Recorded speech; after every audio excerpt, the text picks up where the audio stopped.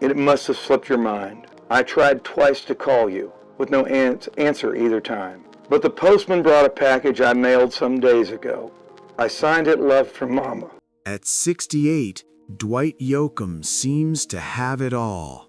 A glittering career, millions of records sold, and timeless hits like Guitars, Cadillacs, and Streets of Bakersfield. But behind the white cowboy hat and proud demeanor lies an unexpected story.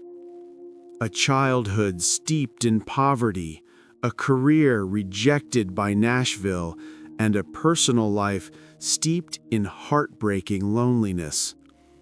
The man who brought honky-tonk back into the pop country era lived as an outsider.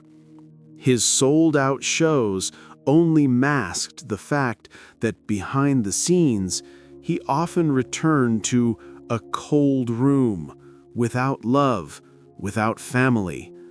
And that tragedy has followed him for decades, until today.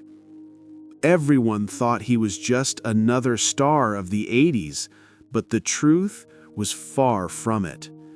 The truth behind Dwight Yoakam's life is darker than anything audiences have ever seen. Dwight David Yoakam was born on October 23, 1956, in Pikeville, Kentucky, a poor land in the middle of the Appalachian Mountains, where life was associated with mining and sad songs in church. His father, David Yoakam, was a coal miner. His mother, Ruth Ann, was an elementary school teacher. Family life was simple, but poverty always loomed over them. From an early age, Dwight felt lost. When the family moved to Columbus, Ohio, hoping to find a more stable life, the boy from the Kentucky mountains suddenly fell into a noisy, strange industrial city. At school, Dwight was not an outstanding child. Not good at sports, with few friends, he was often considered different.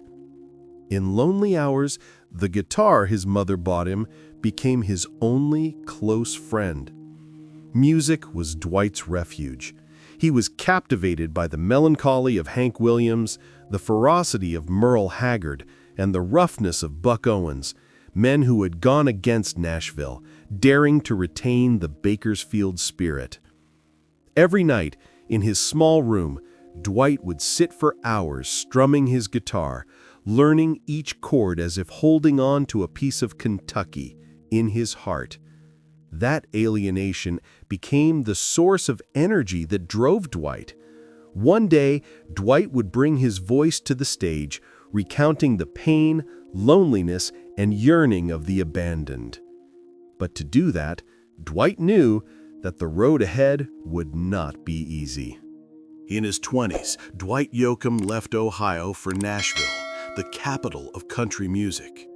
But the dream quickly fell apart. Nashville in the late 1970s had changed. Polished ballads, smooth vocals, string arrangements. A skinny guy in tight pants, a rough voice, Bakersfield had no place. Record labels coldly rejected him. No one listens to this music anymore, they said. Dwight lived on instant noodles, struggling to get by on sparse bar shows. At night, the question repeated in his head. Was this dream worth risking his life for? But then Dwight took a bold step, leaving Nashville for Los Angeles, a city of rock, punk, and new wave. It sounded crazy, but the place that seemed not meant for country opened its doors. In sweaty, smoky bars, punk audiences were suddenly drawn to his Telecaster twang. They didn't leave, they stood there, cheering, because in that raspy voice, they heard the same rebellion. In 1986, Dwight released his debut album, Guitars, Cadillacs, etc., etc. His cover of Honky Tonk Man climbed the Billboard charts, even breaking into the pop charts, something honky tonk music had been absent from for years. A year later, his historic duet with idol Buck Owens on Streets of Bakersfield became a golden moment, catapulting Dwight into the ranks of a new legend. From an outsider rejected by Nashville, he suddenly became an international star, selling millions of albums, winning Grammys, and touring Europe. But even at that peak, dark clouds began to gather, signaling a tragic chapter ahead. Behind the bright spotlight, Dwight Yoakam was still a stranger in his own house called Nashville. Despite selling millions of records and touring the world, the powerful in Music City never really accepted him. They criticized him for dressing ridiculously in tight pants, said his voice was too rough, and labeled him a different artist. That isolation was like a wound that never healed. When Garth Brooks and Shania Twain exploded, turning country into a global showbiz, Dwight suddenly became a laggard. Tours no longer sold out, contracts were cut. The press wrote, "Dwight Yoakam's time is over." As for his personal life, it was full of emptiness. Dwight could not maintain a long-term love. The short-lived relationships with several female singers and actresses only left him with disappointment, because he confessed, "Music has taken over my whole life. I'm not sure I have anything left to give a woman." The lonelier Dwight became, the more stubborn he became. He refused to change to fit in. When the crew pressured him, Dwight was ready to cancel shows and quarrel.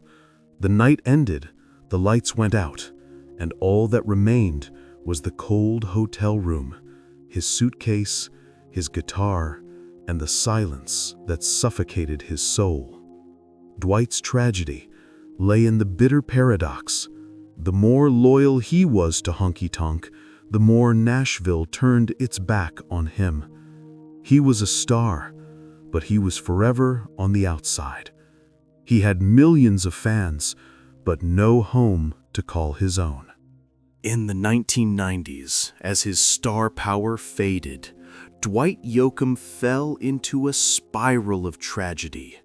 His career was no longer brilliant, Nashville was still turning its back, and his personal life was hauntingly empty. Every night after leaving the stage, he was left with only a cold hotel room, a guitar, and the echoes of loneliness. His peers had families, and the laughter of children filled the house, but Dwight, in middle age, was still drifting, living like a traveler without a destination. The press described him as a lost soul, a legend who could not find a place to return. That loneliness was deeply imprinted in his music. Songs like 1,000 Miles from Nowhere sounded like confessions, a man who had everything but actually had nothing. The lyrics seemed to describe every night Dwight faced himself in the dimmed stage lights. Perhaps the most tragic moment was the greatest paradox of his life. The more he remained faithful to traditional country music, the more he was eliminated. He fought to keep the spirit of Bakersfield intact, but that made him a ghost in the new era. Dwight Yoakam did not die in tragedy, but his life for decades was a quiet death. Fame covered outside, but his heart was exhausted inside. Dwight Yoakam has been on a paradoxical journey, from a poor Appalachian boy to a global star with millions of records sold, to years of loneliness and neglect from the very center of the music he worshipped. But through it all, Dwight has left an indelible legacy. He proved that country doesn't need to be polished to touch the heart. It's the rawness, the dirt, the pain in his raspy voice that is the true soul of honky tonk. Songs like Honky Tonk Man, Streets of Bakersfield, and 1,000 Miles from Nowhere still resonate, not just in Midwestern bars, but on European stages as well. His influence extends to later generations of artists, from Chris Isaak to Chris Stapleton, who have resisted the flashy Nashville to stay true to their roots. In cinema, Dwight also left his mark with his edgy roles in Sling Blade, Panic Room, or Logan Lucky. And perhaps what makes Dwight Yoakam a legend is not the awards or sales. It lies in his spirit. An outsider who dares to go against the flow, dares to keep the truth, even if it means loneliness and tragedy. When the stage lights finally go out, the image of Dwight Yoakam in a white cowboy hat, tights, and a hoarse voice will remain forever. Because he is not just a star, he is proof that sometimes it is the rejected who keep the tradition flame burning the longest.